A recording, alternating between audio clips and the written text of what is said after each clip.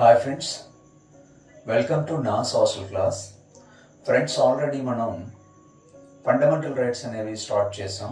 Already 2 videos చేయడం అనేది జరిగింది. అంటే 2 వీడియోస్లో ఒక్కొక్క వీడియోలో 2 రైట్స్ కోసం ఎక్స్ప్లెయిన్ చేయడం జరిగింది. సో అంటే 4 రైట్స్ అనేవి we completed and now we are going to learn remaining 2 rights which are called as a cultural and educational rights. So this right being from 29 to 30 articles. So cultural and educational rights అనేవి 29 article నుంచి 30 article వరకు ఉన్నాయి. So first we will go through the article 29.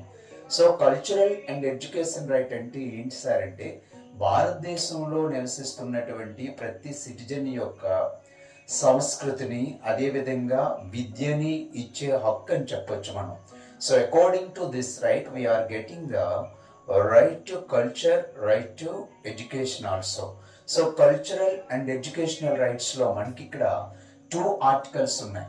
Article 29 ప్రకారంగా so this right protection of interests of minorities, and at the same time article 29 is giving, it grants protection to both religious, linguistic as well as the cultural minorities also.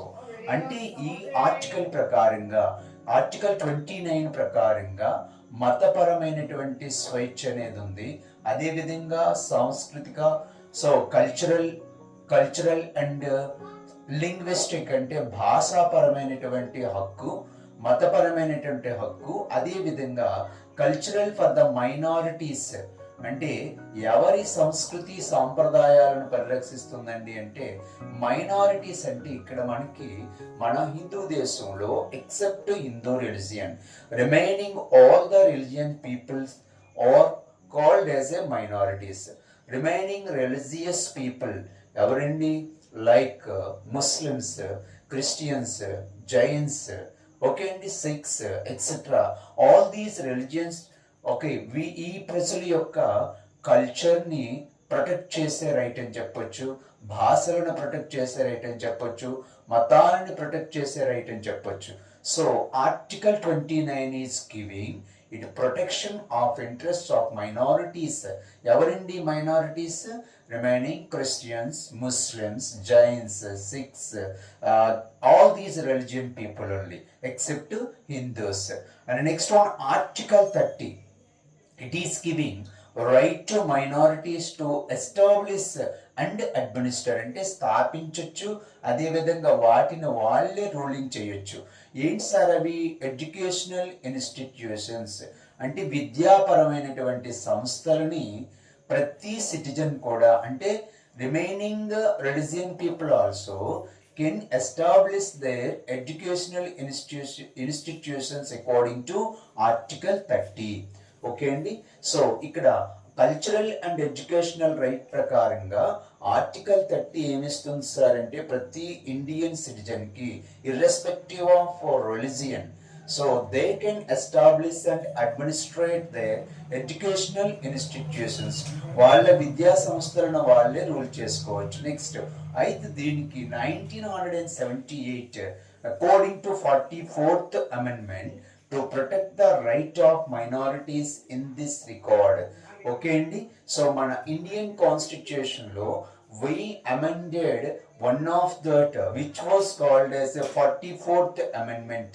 44వ రాజ్యాంగ సవరణ ద్వారా 1978 లో చేసినటువంటి ఈ సవరణ ప్రకారంగా minorities ఇంకా rights ని ప్రొటెక్ట్ చేసే విధంగా మన ఇండియన్ కాన్స్టిట్యూషన్ మనం మౌల్డ్ చేసుకున్నాం. నెక్స్ట్ వన్, ఇక్కడ మనకి ఆర్టికల్స్ అనగానే మనకి ఫండమెంటల్ రైట్స్ అనగానే 12 to 35 ఆర్టికల్స్ మనం చెప్తాం. ఆ 12 to 32 ఆర్టికల్స్ అని అంటాం. Remaining 31, 31A, 31B and 31C it is giving right to property. కానీ అన్ఫార్చునేట్లీ మనం ఏం చేసామంటే ఈ రైట్ టు ప్రాపర్టీని డిలీట్ చేయడం అనేది జరిగింది. According to 44th amendment in the year of 1978. Okay అండి. 44th అమెండ్మెంట్ అంటే 44వ రాజ్యాంగ సవరణ ద్వారా 1978లో we deleted the right to property from the Indian Constitution. Okay అండి, ఇండియన్ కాన్స్టిట్యూషన్ లో రైట్ టు ప్రాపర్టీని ఏ ఇయర్ లో ఏ అమెండ్మెంట్ ప్రకారంగా డిలీట్ చేయడం, రద్దు చేయడం అనేది జరిగిందండి అంటే, తీసివేయడం జరిగింది అంటే 44th amendment and 1978. So the right to constitutional remedies, the last right from the fundamental rights law, right to constitutional remedies. This is only one article, Article 32. So ఇది లాస్ట్ ఆర్టికల్ మనకి ఫండమెంటల్ రైట్స్ లో. It is the, అందుకే అంటే మిగిలినటువంటి remaining rights అన్నిటినీ కూడా protect చేసే right ఏంటి సార్ అంటే రైట్ టు కాన్స్టిట్యూషనల్ రెమెడియస్. మనం చెప్పుకున్నటువంటి right to equality, right to freedom of religion, right to against exploitation, right education and cultural rights, and వీటినన్నిటినీ కూడా ప్రొటెక్ట్ చేసే రైట్ ఏంటి సార్ అంటే కాన్స్టిట్యూషనల్ రెమెడియస్. అందుకే because of this reason only one of the greatest person, the father of the Indian Constitution, B R Ambedkar, gave one quotation for this right to constitutional remedies, that is, it is the heart and soul of the Indian Constitution. మనకి bit ఎలా form అవుతుందంటే which right is called as a heart and soul of the Indian Constitution అని అడిగే అవకాశం ఉంది. So article 32 ఉన్నటువంటి right to constitutional రెమెడియస్ అనేది, దీన్ని ఏమన్నారండి బిఆర్ అంబేద్కర్, రాజ్యాంగానికి హృదయం మరియు ఆత్మ లాంటిది అని చెప్పేసి అన్నారండి. So which right is called as a heart and soul of Indian constitution అనే బిట్ వస్తే the answer is the right to constitutional remedies. సో this sentence given by this words given by the B.R. Ambedkar, the father of Indian Constitution. So friends, this is the information about the fundamental rights. So ఈ వీడియోతో మనకి fundamental rights 6 type of rights ను మనం successful గా complete చేసుకోవడం అనేది జరిగింది. Okay అండి, సో మరొకసారి మీకు ఒక ట్రిక్ అనేది చెప్తున్నాను. ఫండమెంటల్ రైట్స్ ని ఈజీగా గుర్తుపెట్టుకోవడానికి మనం ఉపయోగించే కోడ్ ఏంటి సార్ అంటే ఫ్రీ ఏసీ అని అన్నాం. FREE free AC. Free AC అనే పదాన్ని గుర్తుంచుకోండి.